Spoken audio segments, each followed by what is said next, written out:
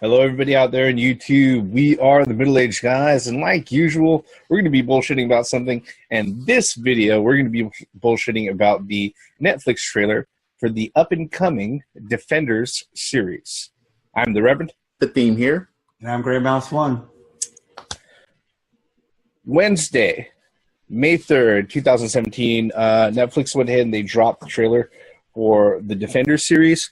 About a month ago, they put out like a 30-second teaser.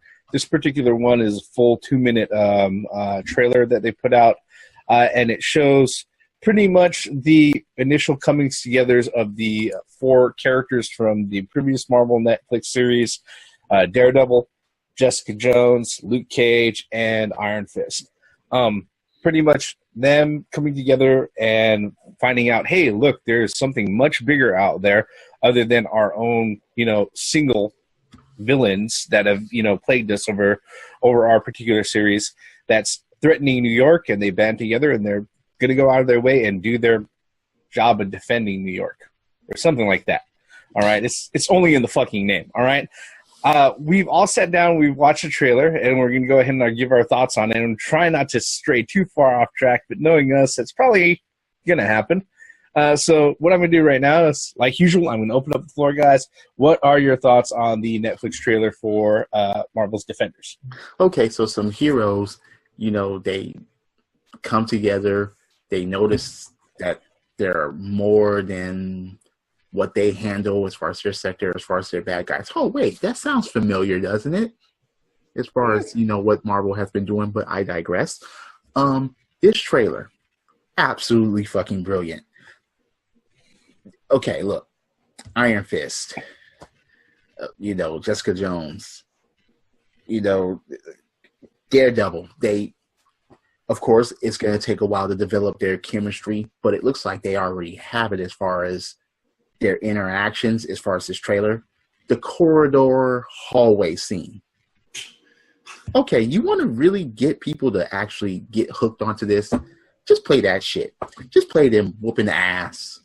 Because that's basically all that we want to see. How are they going to coordinate together whooping ass as a group?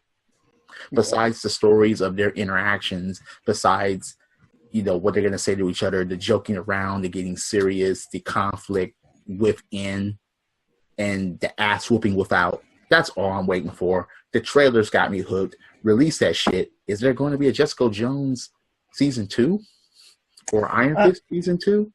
Yeah, they're planning on those, but probably not before. Luke Cage? Yeah, and Luke Cage, probably not before this comes out. But I know that they're going to go ahead and do the trilogy thing for them also, like they are with their much larger cinematic brethren. All right. What about you, Grey Mouse? What were your thoughts on this, sir?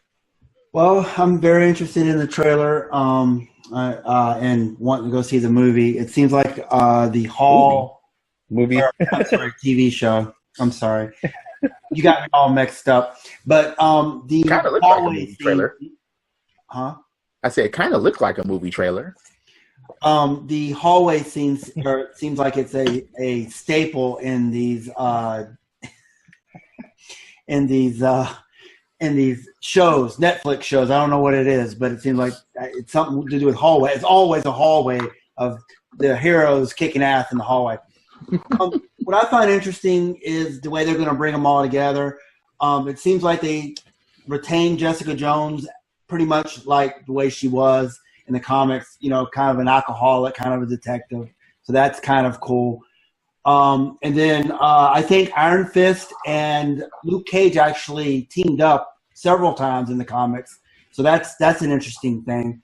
And that first scene of them together when they actually, I wouldn't say recognize each other, but acknowledge each other more or less, like, what are you doing? What are you doing? Who are you? Who are you? I am Iron Fist, type thing. So that's very interesting. I like how they're bringing in, their own TV shows into one TV show, and then still, like you said, it's going to branch back out for another season of all of them, right?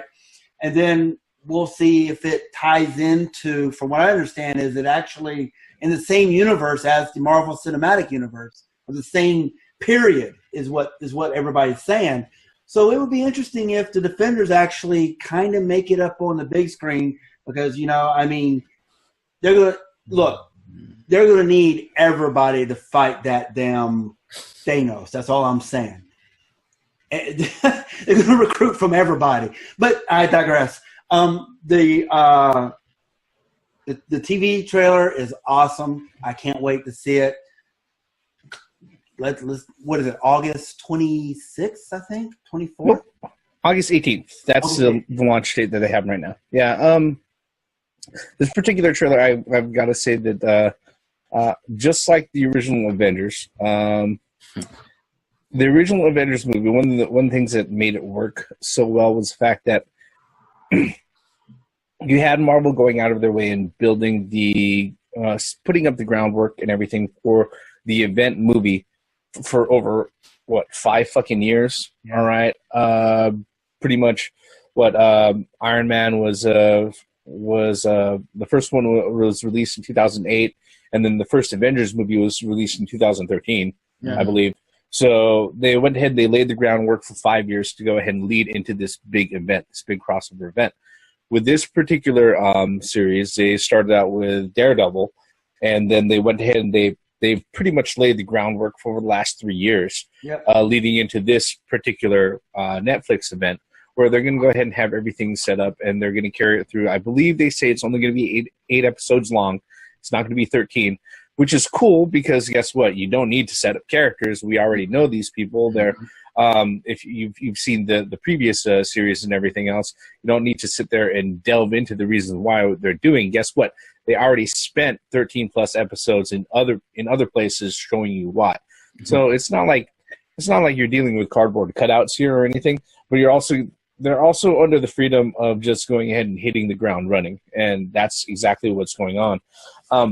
I think it looks pretty obvious that they're going to be facing off against the Hand, and it's going to be one of those things where if the way that I've seen it and the way that they've hinted at things, all right, yes, the way that metahumans are being treated all over the place is definitely something that's kind of a hot topic, especially after the Sokovia Accords and everything from the second Avengers movie and also Captain America Civil War and everything. So all of that political world building and all of that stage is there still. I think this one definitely has me psyched. They did some really, really smart things with this particular trailer that got me really, really interested. One of the things that got me interested right off the bat was they went ahead, they showed what happens when Iron Fist actually punches Luke Cage. Where in the Luke Cage trailer, the first one there, the last person who sat there and punched Luke Cage in the jaw, they showed that his fist just shatters on impact and everything. So it's definitely a great parallel as far as what they have set so far, but I'm really looking forward to this. Yep, August 18th, 2017. Is there anything else we have to sit there and throw out on this particular one, guys? Having Sigourney Weaver in there, too, is like, like, whoa, wait a minute. You're calling in some big guns there, man. Sylvester Stallone in Guardians 2 and Kurt Russell. Kurt Russell, yeah. They got both Tango and Cash in fucking in fucking Guardians of the Galaxy Volume 2. But I just wanted to mention that right now it seems like Netflix cannot do nothing wrong right now. They're fucking red hot. Although Iron Fist didn't do as well as they wanted to. No, Iron Fist did great. The thing is that the critics panned it, but the thing is that 90% of those critics within the first paragraph, it opened up with something akin to Danny Rand should have been an Asian dude. All right, then you already knew that the critic, the rating and the review wasn't going to be positive. All right, the truth of the matter is that Iron Fist was seen. It had more downloads and views during its first weekend than any of the other Marvel Netflix shows. So it did well. It did better than any of the other ones. It's funny because all the other ones were introduced, and everybody was like, "Okay, they can't do wrong here. Let's just fucking watch it. Let's see how it connects. Let's see how it does. Because remember, Daredevil was the first, and people were like, we remember that Ben Affleck shit. Should we click it? Should we? And then the word got out when people watched it. Everybody's like, no, it doesn't have anything to do with that bullshit. So let's just watch it. And people watched it, and they was like, oh, okay, fine. Jessica Jones. Everybody's like, okay, Daredevil was okay. Should we take a chance with this? And then people took a chance, like, whoa, this shit is actually freaking awesome. And then Luke Cage. So will third time be the charm, or will they start slipping? Yeah. Oh, well, what do you know? Luke Cage was great. So when Iron Fist, oh no question about it. We're clicking on this shit and we're watching it. We're convinced. Bring that shit out. Well, not only that, but I think what happened with, with a lot of the critics in there, panning it, like over 80% of the critics panning it, people were like, is it anywhere near as bad as it is? And then the truth of the matter is that if you look at the Metacritic side of it, a lot of people are like, yeah, it's not as good as the other ones, but guess what? It's not horrible like people are saying it is. Right. What I find really interesting is that, like you mentioned earlier in the video, way back in 2008, when they started this whole thing, that Iron Man movie started this whole thing. And there's no telling how many years prior to that is where they sat in a room somewhere and they just put storyboards, to where how they want to branch out as far as they did. It's just pure genius. I mean, people have been watching this stuff since day one, since when Iron Man 1 first came out, I mean, and it's really crazy at how cohesive this universe is. But not only not only the Netflix stuff, but that's what I mean. The whole thing. Agents of the Shield. Yeah, that's what I'm talking about. The whole. I mean, if you really look at it, it's pure fucking unadulterated genius. I mean, seriously. Who would have known that this would blow up? Look how many spinoffs there has been. I mean, they even went as far as putting Deadpool, and it succeeded. That's not really Marvel. No, that's not a part of this universe. I'm just saying, though, man. Technically, it is. Yeah, that's not really. That's not really. Well, what about X-Men? What about Logan? That's not. Technically. Yeah, that's not really Marvel, and that's not part of the same effort. Okay, no, I have to make that fucking distinction, because the thing is that then they sit there, and when people start sitting there and asking whether or not Apocalypse is going to fucking show up in Avengers, all right, then I have to sit there and go on the 10-minute diatribe trying to explain. No, you got to understand that there's a separation of IPs between what Sony has and what Fox has and what Marvel actually has. Even if it has the Marvel fucking thing come up in the beginning, it's not made by Marvel Studios. The more I think about that, the more pissed off I get. But you have the motherfuckers running around in capes and masks, right? Then you probably fucking expect, like the dumbass you are, that Batman's going to show up too, right? Why not? Look, Reverend, that took you a combination of 16 seconds. What do you mean 10 minutes? Because people are that fucking thick.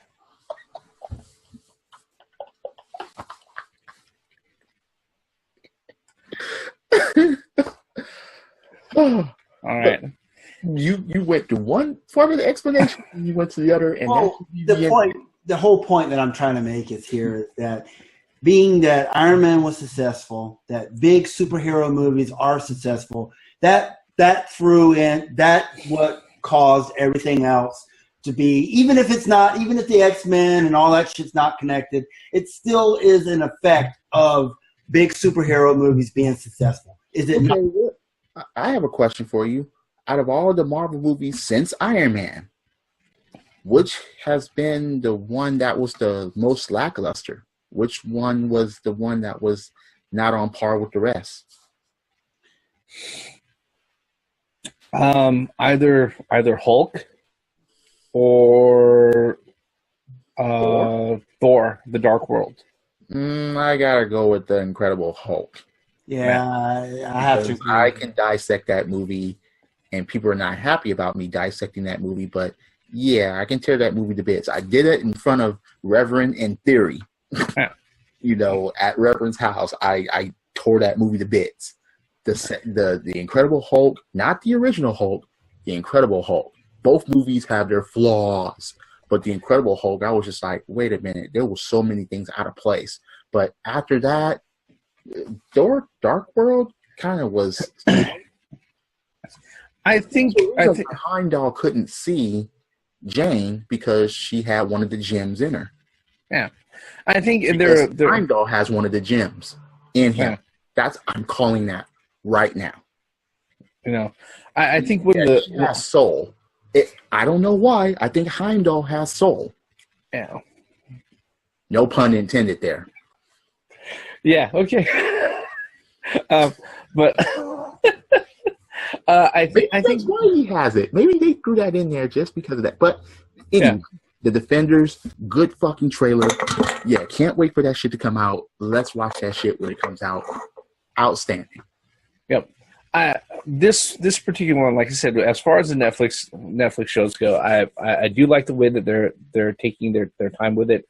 The cool thing about there's one of the reasons why it works so well is the fact that when it comes to a lot of the comic books, there are two types of comics, pretty much. All right, they're the ones which are the huge event spectacles. All right, where everything around you is going to shit and everything's blowing up, or being lit on fire, and it's all doom all over the place before the heroes triumph. Or they've got the ones that are story driven. Okay, a lot of dialogue and story driven.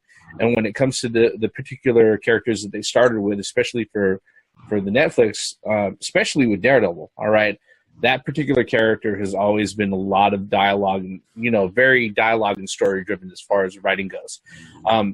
Continues on, especially with Jessica Jones and also the Heroes for Hire when you're talking about Luke Cage and Iron Fist. So as far as it goes, the cool thing about this is that instead of you just watching the series and it being, oh, hey, look, it's just a series that I have to sit there and get through for 13 hours. It's made more like a really long 13-hour fucking movie. All right, where they can actually go into all the details, not only into the heroes themselves, but also into the villains. And that's really the reason why these particular shows work so well. So I had a question for you then. Do you prefer a series versus like a Netflix series versus a full motion or a full outright video or movie rather? I think that if they would actually just go straight to the small screen, like having TV series, you get more out of it story-wise because you can stretch a story out through, a 45-minute to an hour TV show versus only having 180 minutes to have everything blow up in their face and come back together to win the day. I have a question for you, Gray Mouse. Could you imagine Lord of the Rings as a TV series? That'd be crazy. As far as what they didn't include in the movies, which was so much, they could have done it in a episodic TV series. That would have been awesome. It would have. What about Star Wars? If they would have written it, they could have done it that way, and they could have led up to a point. That's what's so good about this trailer is that. What about the Harry Potter series? Do you think that Harry Potter could have done it as far as? And that's what makes it so good about the Defenders. But look how many. But my point is, look how many movies it took to get to them to that point. A TV series would have been like 7-8 seasons. There's nothing wrong with that in my book. Yeah. Because you could actually tell a story better in hour increments versus 180-minute increments. I think depending on the movie. I think the formats they all have their place, because the thing is that the Netflix format is different than the broadcast format. Okay, when you have to deal with commercial breaks and then also having to worry about ratings, broadcast ratings, and also corporate sponsors and advertising and other things like that, the broadcast format is a completely different thing over what's available on Netflix or something that's like HBO. a subscribed, direct cable channel or something like that. Movies and everything else, as far as it goes, a good movie is a good movie. Sometimes you don't have the patience, or you don't have the opportunity to sit there and wait through a full 13-hour epic. All right, the part of the entertainment media and the part of the entertainment industry as it is to take bite-sized chunks, of time to go ahead and allow you to sit there and feel like you've experienced this huge, great thing in these very bite-sized chunks of time. All right. On the other hand, a lot of the TV shows and everything else, well, that's a bit more of a commitment. All right. And the flip side of a 2-hour movie and a 13 episode TV show, all right, where each episode is like 40 to 50 minutes long, is that on a 2-hour movie, if it really doesn't work for me, and I've dedicated all my time to that movie, it's done in 100 minutes or less. All right. If it really doesn't work for me at the end of a huge TV series or a season or something like that, then I'm going to be feeling a lot, I'm going to be missing my time a lot more, to tell you the truth. All right. On the flip side, though, if it is worth it, it's great. Has there ever been a TV series that's ever done that? Yeah, a lot of them actually. Yeah. You guys need to see Samurai Jack. Yeah. Well, there's a reason why they're actually finishing that one up. That one needs to be finished. All right. Okay. But was there anything else about this particular trailer specifically that we needed to go off on, sirs? Just bring out the freaking series. Yeah. I think we've covered everything on that. So, like I said, new Defenders trailer, actually not so new now at the time that we're actually covering it, was released out Wednesday, May 3rd, 2017. The projected air date for everything to hit Netflix is August 18th, 2017. Defenders, eight episodes altogether with all your favorite Netflix Marvel characters. Well, I guess all the ones that count right now until the Punisher gets a series. All right. Daredevil, Jessica Jones, Luke Cage, and Iron Fist all together. One big old event.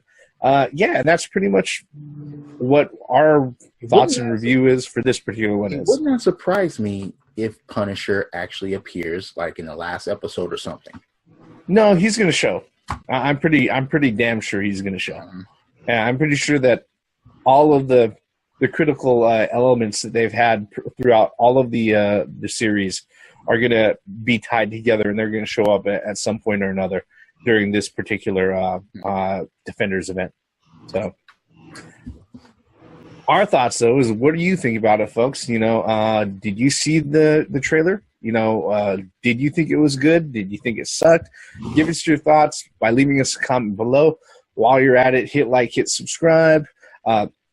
Every comment that you leave below is the start of a brand new conversation. Like we say with every good conversation, it doesn't matter if you agree or disagree. If you take a moment to stop and think about what we actually say during our conversation, then we know we've accomplished a lot more than you could ever imagine. All right.